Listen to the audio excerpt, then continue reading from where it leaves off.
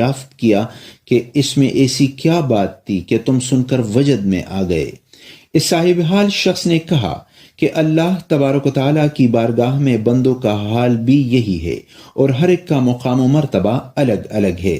اگر بندہ کچھ دن بادشاہ کی خدمت میں رہے اور اپنے امور کی ادائیگی میں پابندی کا خیال رکھے تو بادشاہ اس پر اتنا مہربان ہو جاتا ہے، تو اللہ تبارک و تعالیٰ کی خلوص نیت کے ساتھ عبادت کرنے والوں پر اللہ تبارک و تعالیٰ کیوں کر مہربان نہ ہوگا۔ پس حکم ماننا باعث رسوائی نہیں بلکہ عقل مندی کی دلیل ہے، اور جو حکم عدولی کرتے ہیں وہ محروم رہتے ہیں۔ جس کا نصیب اچھا ہو وہ کبھی حکم عدولی نہیں کرتا اور اپنا سر ادب سے چوکٹ پر جھکائے رکھتا ہے۔